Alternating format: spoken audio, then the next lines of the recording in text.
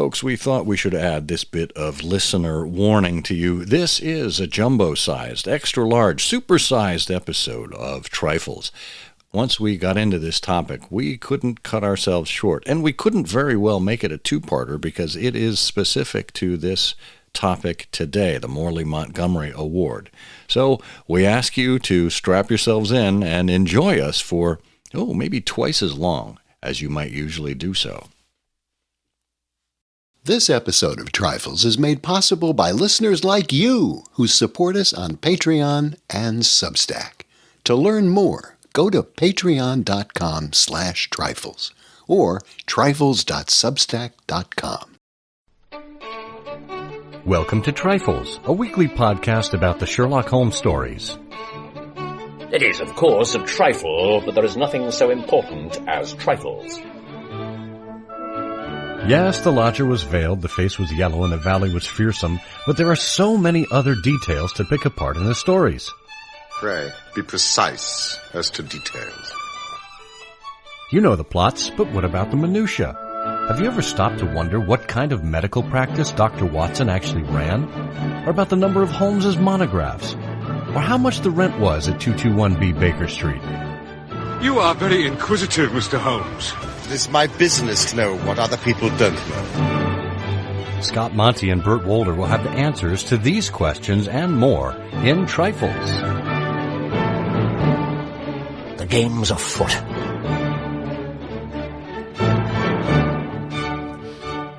Episode 462, The Sherlock Holmes We Never Knew. Well, hi there, and welcome to Trifles, the Sherlock Holmes podcast where we get into the minutiae in the Sherlock Holmes stories. I'm Scott Monty. I'm Burt Wolder. And Burt, I feel like we knew this Sherlock Holmes, but just not personally. By association, I guess. Yes,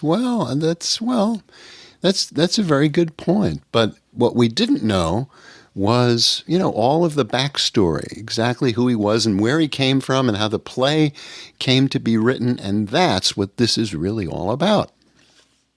Yes, it is. It is another one of our Morley-Montgomery Award-winning articles that we are bringing to life here as we do the first Wednesday of every month here on Trifles. It's part of our tradition. This is the 11th in this series. There's one more that we'll be talking about next month, so we'll be wrapping it up. But in the meantime, this is a fascinating one. We jump out of the pages of the canon for a bit here to talk about William Gillette. He is, you'll hear exactly who he is, but you'll hear about his significance in bringing Sherlock Holmes to popular culture, even more so than the printed page had done at that point. So stay tuned for this fascinating discussion. Meanwhile, we ask you to support the show in whatever way makes sense to you. It could be by writing a review or giving us a rating on Apple Podcasts or Spotify or whatever other system you happen to listen to us on. We are available everywhere you get podcasts. And if you'd like to listen to the show without advertising, we do make that possible as well. All you have to do is support us at any level on Patreon or over on Substack. You can find us at the link in the show notes or just go straight to patreon.com/trifles or trifles.substack.com. Whatever you can do that's within your power to help other people find the show and to support us continuing to do this show, we will be eternally grateful. Well, we find ourselves back in the pages of the Baker Street Journal. Of course, the Morley-Montgomery Award is an annual prize given to the best article of the year. Bert, where does this one fall in the timeline, and who wrote it and why? It falls in September 1999, and it was originally published in the Baker Street Journal in volume 49, number 3. And so it comes from, relatively recent times, certainly within the last 30 years. And it comes at a time when the Sherlock Holmes enthusiasm and rebirth of interest in Sherlock Holmes that began in the 1970s has certainly moderated a bit. I don't believe there were then any new Sherlock Holmes movies or presentations coming out. The Granada series, of course, had been huge in the 1980s, but it comes at that particular time. And it was written really, I believe, like so many great Morley-Montgomery and Baker Street Journal articles are and have been, based on someone's passion and knowledge and interest. And so clearly S.C. Dahlinger has taken a considerable amount, years and years of study and research and investigation, and put it into an interesting and snappy and informative story that really creates a whole world behind what had been a very popular entertainment, the great Sherlock Holmes play that William Gillette wrote and starred in and began on the stage at the end of the 19th century into the first decades of the 20th century. And it appeared, as the opening line says, 100 years ago. Of course, William Gillette's play opened on November 6th, 1899. And I love that this episode is dropping on November 5th, November 6th, depending on where in the world you are. So we get to celebrate this great anniversary now, 126 years ago. And this is when William Gillette stepped onto the stage and donned the Deerstalker. It was at the Garrick Theater in New York City. And his portrayal of Holmes, as we will see, gave us so much of what we know about the character. The traveling cap, the curved pipe, high-necked collar, brown checked suit. From his hand swung gloves, an ebony cane or a riding crop. In his pockets, among other things, he carried a magnifying glass, quick-release handcuffs, and his brother Robert's well-loved watch, shattered by the bullet that killed him in the Civil War. Now, we should take a moment here, because one of the things that I found that was fascinating about Dahlinger's article here is the footnotes. Having known William Gillette and everything, I got more out of the footnotes, I thought, than I did out of the article itself. But to those who may not be familiar with William Gillette, we'll give you some of those basics as well. But I just want to mention this idea about the handcuffs, the quick-release handcuffs. In the footnote, she writes, there were two sets of handcuffs. One was in Gillette's pocket. The other was inside a secret pocket on the upstage front of Dr. Watson's Gladstone bag. Moriarty slipped these on in the fourth act while pretending to do up a buckle on the bag. And Holmes, in a bit of sleight of hand, brought out his own cuffs and threw them quickly into the open bag while snapping the other ones quickly shut around Moriarty's wrists. It's a wonderful invention for stagecraft, and we'll see that that Gillette was a consummate professional about some of this stagecraft as we continue to discover him. Yes. Well, that's a great point. And I would just back up a little bit and tell our listeners a little bit about why Gillette became such a fascination, particularly for us and for Sherlockians and for Dahlinger in 1999, but even earlier. You know, what we're talking about here is the late 19th century, 1899. So our listeners probably should be reminded that this is a time when there's no radio, there's no cinema, there's no television. You know, we're very used to Sherlock Holmes. Sherlock Holmes as an actor like Benedict Cumberbatch, who could deliver him on television, or Robert Carlyle, who's now doing it on television, or Basil Rathbone in the movies. But this comes at a time when the only way you knew about Sherlock Holmes was if you read a book or a magazine or a newspaper and one of the stories and looked at illustrations. And illustrations could be all over the map. But it was William Gillette who first made Sherlock Holmes a real person on the stage in a play that he, uniquely for that particular time, wrote and acted in and directed and then toured in for decades in local theaters around the country and around the world. Great tours. And so people would be fans of the Sherlock Holmes stories and say, oh, Sherlock Holmes is going to be on stage. Let's go. And he made a fabulous impression. And so you've got these moments of stagecraft. And one of the things we'll talk about is how the thing was put together, the play. But you can tell from the scene about handcuffs, this is obviously drawn from A Study in Scarlet, when at the very end, Jefferson Hope is quickly handcuffed as he's handling some luggage there in Baker Street.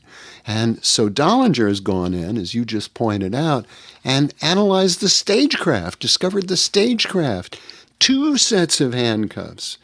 And then, she also mentions here what was in Gillette's pockets when he was on stage.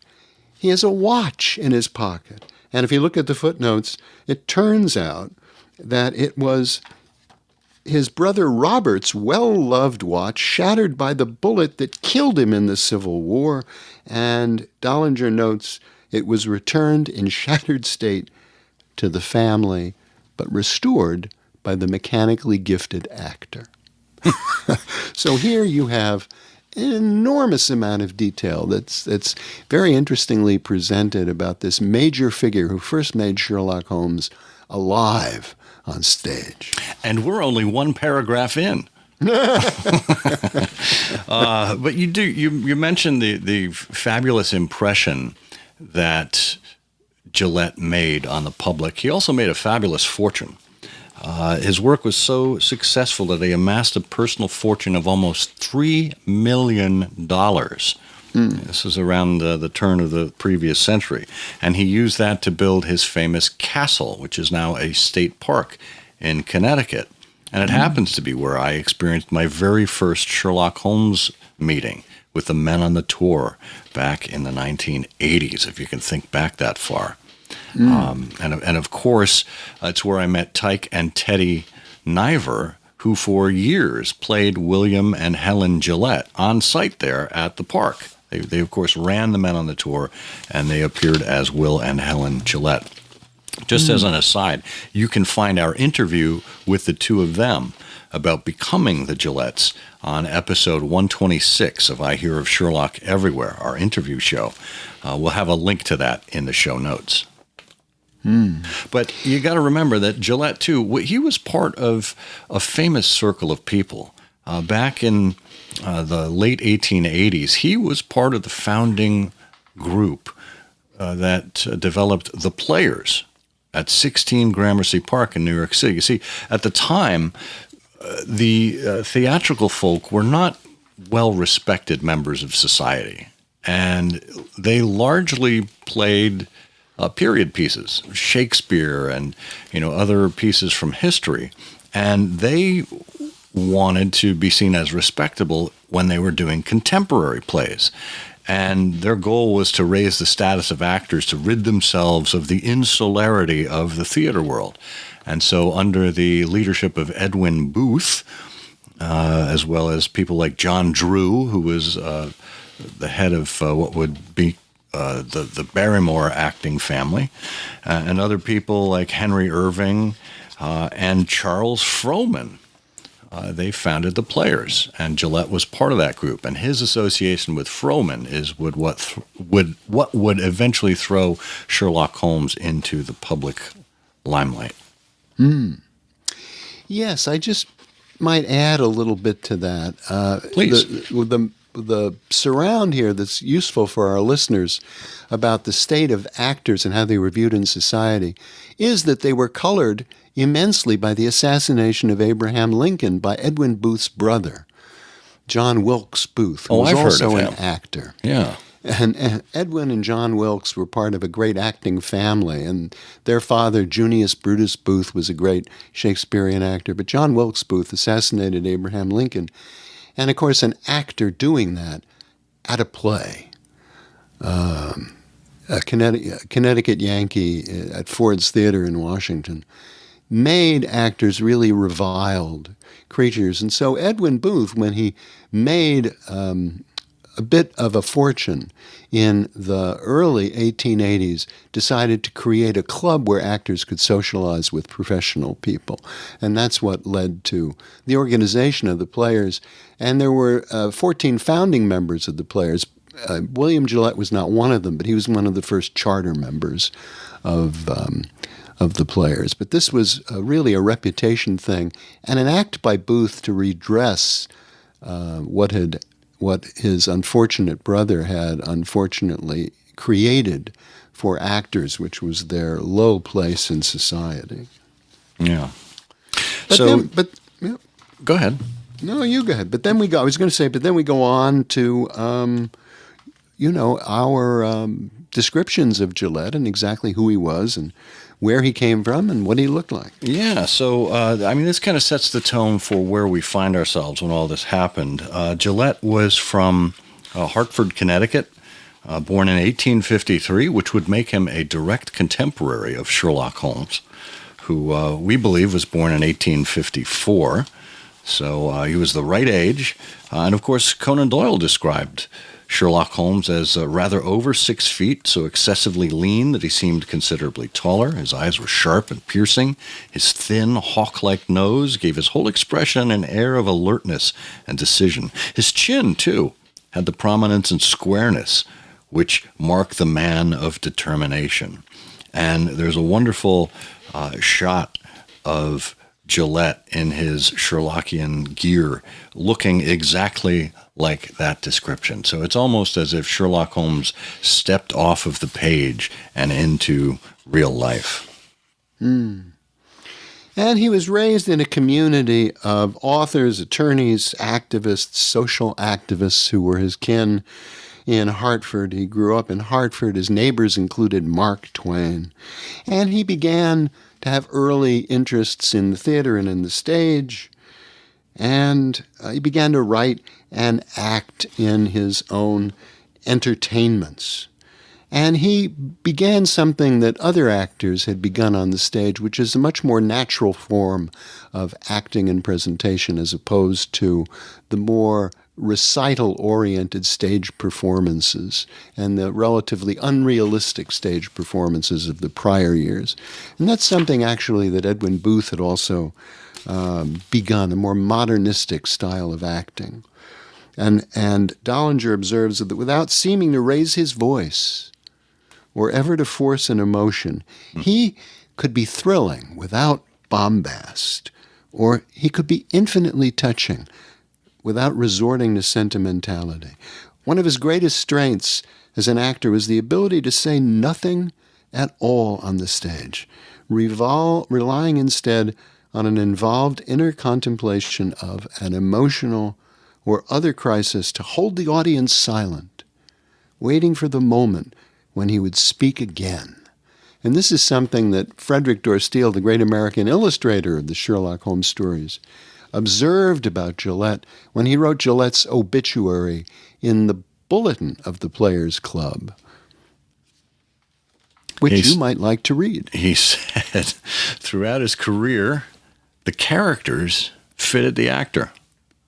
They were dynamic but calm in the midst of tumult, clear-headed or sardonic or bland in the midst of bewilderment and jitters. Sudden outbursts of energy in such characters had an electrical, dramatic effect, as in his war plays held by the enemy and Secret Service, and in Sherlock Holmes. Later impersonations in plays of his own devising and in Barrie's Crichton expressed the same quiet dominance. He knew his own abilities and limitations as an actor, and he was usually right about plays. He was a showman and a practical genius, having scant patience with any kind of dramatic entertainment that failed to entertain. And, we're going to hear more about Gillette's understanding of stagecraft and of understated actions that didn't even require dialogue when we cover a part later about his smoking habits, which should be interesting. So, but we go on to learn about the friendship between Charles Frohman, who was part of that circle at the Players. Frohman was a theater impresario. His rise, Dahlinger tells us, was swift and dramatic, with a figure like a frog's and a smile like a baby's. Frohman exerted an international grip on Broadway and the West End that has been called the Holy Frohman Empire. He managed the Criterion, the Empire Theater, the Garden, the Garrick, and Madison Square Theater in New York, as well as Duke of York's Theater in London. And he hired Gillette to work on various production-related jobs at the old Madison Square Theater, but also retained him for the ability to do some acting along the way. And Frohman, unfortunately, he and his brother Daniel ran this great theater company. Charles Frohman sadly died in the sinking of the Lusitania in 1915. But Dahlinger tells us a little bit about the history of Conan Doyle's writing for the stage. Conan Doyle had dashed off a 5-act play about the master detective and Moriarty and given it to Herbert Beerbohm Tree, who was the dean of the British stage at the time. But they couldn't agree on exactly what to do next. And then it's interesting, Conan Doyle's agent, A.P. Watt, and that was a great association for Conan Doyle. He writes in his memoir how wonderful it was when he first discovered Watt, which meant that he didn't himself have to negotiate with editors about the prices of his work. A.P. Watt was instrumental in Conan Doyle's success, and it turns out that it was Watt who took this script of Conan Doyle's original script and sent it off to Charles Frohman. And then eventually, what happens is it comes to Gillette's attention. Frohman and Gillette muse about this, and Conan Doyle agrees that it would be a good thing for Gillette to write a stage version of Sherlock Holmes. And recall in a few of our episodes where we discussed the Apocrypha of Sherlock Holmes, a couple of these were stage plays, and Conan Doyle, of course, came to the realization at a certain point in his career that there was money to be made in the theater, and that Sherlock Holmes made a very adaptable figure for the stage. So he was very canny about understanding the business aspect of his creation. I want to pause here as we look, and I know it sounds like we're getting a little off topic, but this is one of those trifles within a trifle that I think is important to pause on here. We have a wording on the flyleaf of Gillette's 1899 manuscript. It says, being an original play written by William Gillette under arrangement with Sir Arthur Conan Doyle for the exclusive right to make use of the title and the character of Sherlock Holmes for dramatic and film presentation. Now, there's a couple things here. It's 1899. Conan Doyle was not yet a Sir. He would not get that title until 1902. And of course, we are very early on in the development of film, if at all.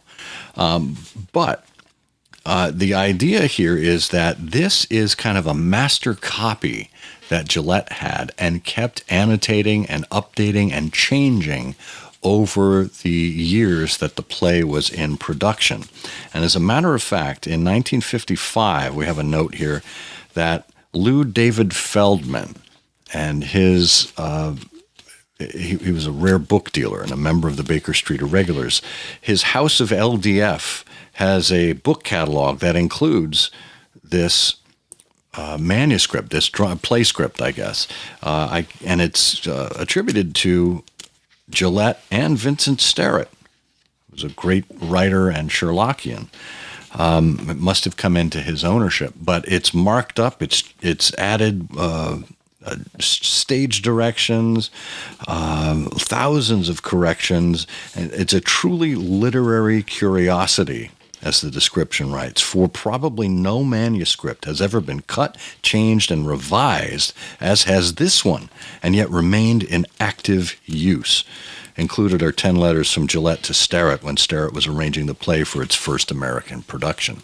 And now, if you would like to see this manuscript, no one bought it from LDF, but it now sits in the New York Public Library's Berg collection. So if you go to New York, you can access it there and see all of these changes in Gillette's own handwriting.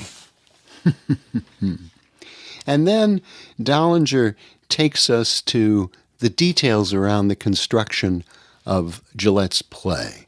And what has happened here is that Gillette has acquired some copies. I mean, he's looked at Conan Doyle's original script and probably not thought much of it, but he goes back to the source. And so he looks at his own copy of The Adventures. And in Dahlinger's research, it's been discovered exactly what he polled and what those books were and what he annotated and noted. For example, we learn he clipped the Paget illustrations out of the book of The Adventures, probably to send to a costume designer. From A Scandal in Bohemia, he took the idea that Holmes always jibed and sneered at love. He marked, but we know he did not mark, but we know he also used the secretion of the Adler papers, an impending royal marriage, the idea of a street accident, a false alarm, a fire, Holmes's disguise as an injured minister. Some things he marked he didn't use at all. From A Case of Identity came a ring, the boy in buttons, which Gillette names Billy, and which in one production will be played by a very young Charles Chaplin. The old oily clay pipe, but in performance this becomes a bent-stemmed briar. Holmes curled up in an armchair. Holmes's exact knowledge of London, Watson's medical practice in Kensington, etc., etc., etc. From the Boscombe Valley mystery came the now famous traveling cap and the deductions about Watson's moving his shaving mirror. And more. Holmes is sitting in an Eastern divan of pillows as he did in The Man with the Twisted Lip. Can I get this tableau in Act 2, he asks himself, and makes it right. But from The Man with the Twisted Lip comes a very thrilling scene in the play, the gas chamber at Stepney. And on we go. Nothing was marked in the Blue Carbuncle, the Speckled Band, the Engineer's Thumb, the Noble Bachelor, etc., etc., etc. And completely, the mentions of pipes and cigars and cigarettes and all this stuff, cocaine, are all mentioned. And Gillette, where we are told, thought of cigars as a very useful prop to indicate emotion at certain times. Yeah, he said his use of the cigar, it said, I think the cigar is one of the most valuable properties of a male actor and represents as much to him as a fan does to a woman. When critical situations arrive and silence is necessary, he often softens the effect by expressing something with his cigar. Rightly handled, it can be used to express any of the mental reserve forces, and that is why I use it in many of my more intrepid situations. So that's wonderful. Of course, he did lift perhaps the name of Alice from the damsel in distress in the Copper Beeches. So some inspiration there. But the play itself was initially lost after Gillette had put so much effort into it. He was in San Francisco in the late 1890s, asleep at the Palace Hotel. And he left the first draft of the script in the capable hands of his secretary, William Postance. And Postance was staying at the Baldwin Hotel.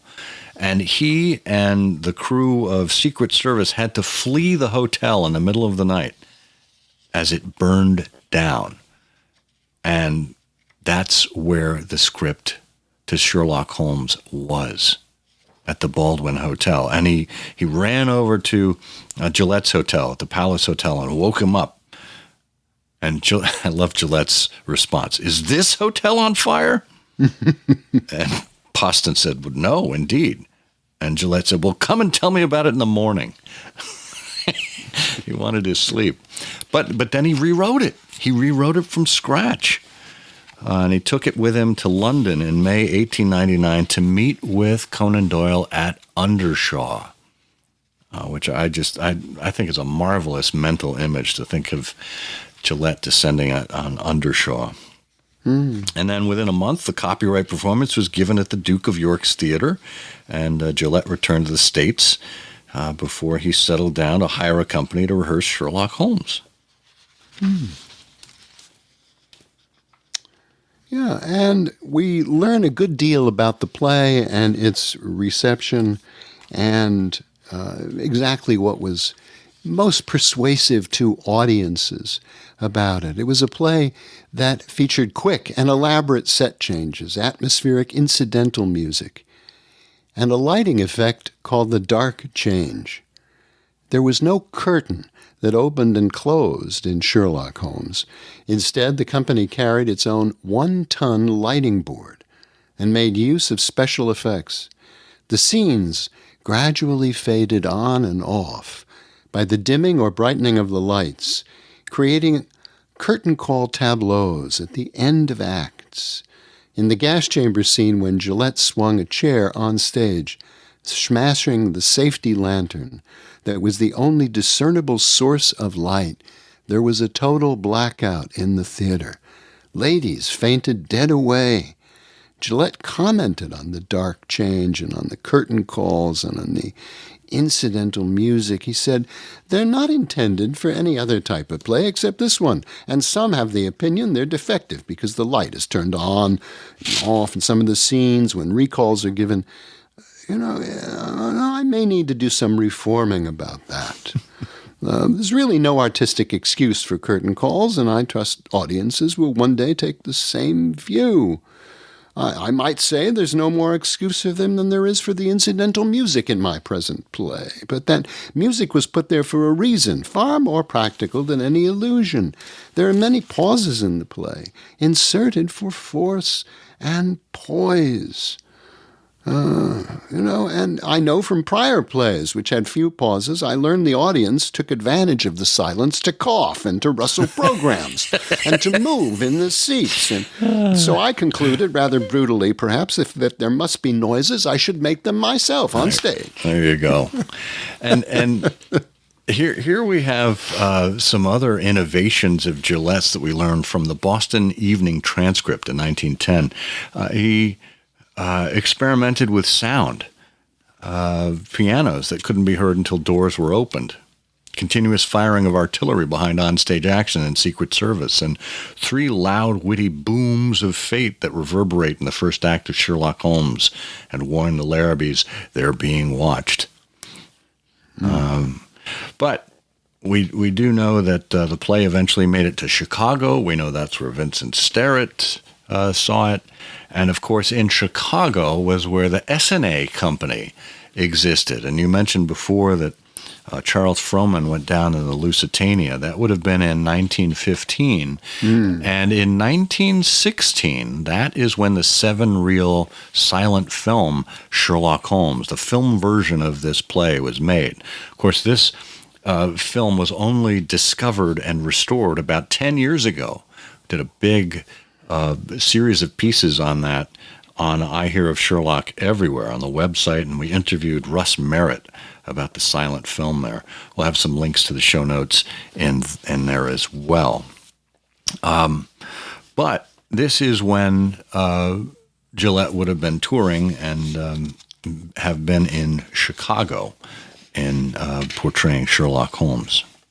Yeah, and Vincent Starrett becomes a major figure. You mentioned Starrett earlier and pointed out that he was, I believe, born at the right time to see Gillette's earliest performance and his last performances as Sherlock Holmes. And for Vincent Starrett and for many, many, many other people, Gillette really was Sherlock Holmes. Even for Frederick Dorr Steele drew Sherlock Holmes beginning in 1903 in The Return, but he didn't actually use Gillette as a model until 1929. He'd never drawn Gillette from life. He used the reference of some photographs and some models that he employed and his knowledge of Gillette's features to create the character. But Gillette never sat for him until 1929. But in any rate, there we are in 1916, and Starrett is in Chicago, and Starrett writes to Gillette asking for a typescript, a copy of the manuscript of the play for his collection. And lo and behold, Gillette delivers. And that is eventually what made its way to the Berg collection there. And ultimately, the great corresponding friendship grew, and William Gillette was invited to the very first dinner of the Baker Street Irregulars in 1934. Making a startling appearance that obviously took the breath away of everyone present there, including, I think, Alexander Wolcott, who commandeered Gillette for the rest of the evening. But we go on to see some of the correspondence with respect to building Alice Faulkner in as a love interest. Of course, Conan Doyle originally didn't want Holmes to have anything to do with a love interest, but eventually, and that was his agreement with Frohman, but eventually Gillette wrote to him, and Conan Doyle, in a fit of weakness, after Gillette said, "May I marry Holmes?" Conan Doyle said, "You may marry him or murder him or do whatever you like with him." And that is where we get Alice Faulkner of that famous, that concluding scene where we aren't informed exactly what happened, but it is under that melodramatic effect that the plays of the time were so enamored. Well, Gillette reworked, as we've, I think, already mentioned, the play Sherlock Holmes many times, looking at various scenes and trying to improve them. And it was the love scene between Sherlock Holmes and Alice Faulkner that closes Act 4 that Gillette felt never entirely worked, even at the best of times. And among the many different versions Gillette wrote, he thought the best one was from the 1920s. And the issue here, of course, is Gillette is not a young man. And the woman playing Alice Faulkner is very young. And so, as Dahlinger expresses it, it was rewritten in the 1920s to make the scene between the extremely young ingenue and the aristocratic but aging actor more believable. And it ends. And, what Gillette wanted to do was to leave actually uncertain, I think, the amount of time that they would remain engaged, and maybe to keep even open the idea that they married at the end, particularly because Conan Doyle, was, although he had said in his telegram, his famous telegram to Gillette, "You may marry him or murder him or do ever what you want with him," about Sherlock Holmes, still, the actual act of marrying Sherlock Holmes had a finality about it that Gillette wasn't really comfortable with on the stage. Yeah, in a March 11th, 1934 letter to Starrett, he said, "It was a tardy recognition, this rewriting, it was a tardy recognition of Dr. Doyle's wish that Holmes not be involved in the marriage business. Then this new wording leaves it open. Of course, we know that Holmes never married anybody. If he did become engaged to Miss Faulkner, it was probably the reason why he immediately went off to Switzerland and jumped off the edge of a precipice." And Dahlinger adds in her concluding paragraph, "If Sherlock Holmes had married Alice Faulkner or anyone else, a number of the old irregulars might have leapt off the Reichenbach right after him." As it was, Starrett and Gillette mulled the problem over, and the dear old play in its reading version closes sweetly and nostalgically with the shortest version of the well-remembered love scene that Mr. Gillette could possibly commit to paper. As we rise to salute Gillette and Alice Faulkner, Dahlinger writes, "The glowing calcium light dims until they are once more quite hidden from our view." Well, we've gone on long enough on this Trifles. Boy, this is a jumbo Trifles. Jumbo Trifles. Well, November 6th, 1899 to November 6th, 2025. There you are. The Sherlock Holmes we never knew. Certainly considerably more than a trifle. It is, of course, a trifle, but there is nothing so important as trifles. Please join us again next week for another installment of Trifles. Show notes are available on SherlockHolmesPodcast.com. Please subscribe to us on Apple Podcasts and be sure to check out our longer show, I Hear of Sherlock Everywhere, where we interview notable Sherlockians and share news of the Sherlockian world. You've taken my breath away, Mr. Holmes. I've heard of you before. You're Holmes the meddler, Holmes the busybody, Holmes the Scotland Yard Jack in office.